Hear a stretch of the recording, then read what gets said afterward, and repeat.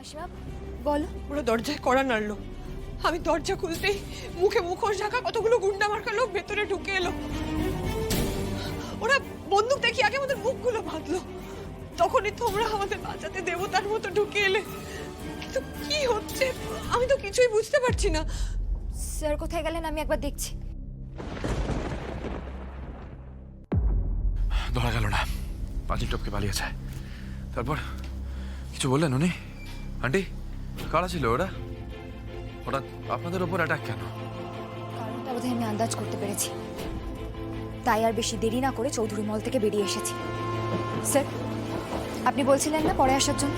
দেখুন মাসিমা, এবার তুমি একটা সত্যি কথা বলো তো, তুমি সনাতন কাকার বউ?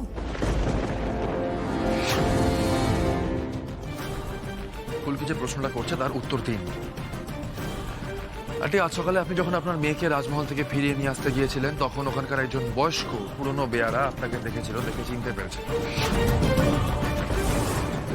ওদের কথা শুনেছিল ফুলকি।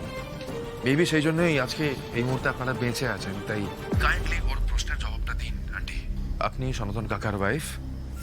সনাতন কাকা মারা যাবার আগে আপনাকে কিছু বলেছিল? আপনাদের কেউ ভয় দেখিয়েছিল সনাতন কাকা মারা যাবার পরে? আপনাকে কি সনাতন কাকা মারা যাবার আগে কিছু বলেছিলেন? বড় রাজা বাবু, ছোট রাজা বাবু, ছোট রানীমাকে নিয়ে কিছু? মাসিমা আর চুপ করে থেকো না, বলো তুমি।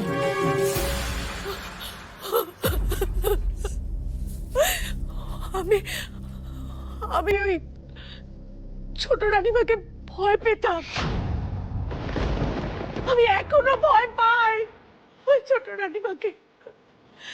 ওই রাজমহল আমার কাছে অভিশপ্ত। তোমরা জানো না ওই ছোট রানীমা কি ভয়ঙ্কর। ওই জন্য আমি বারবার শিল্পাকে আটকেছি ওখানে যেতে।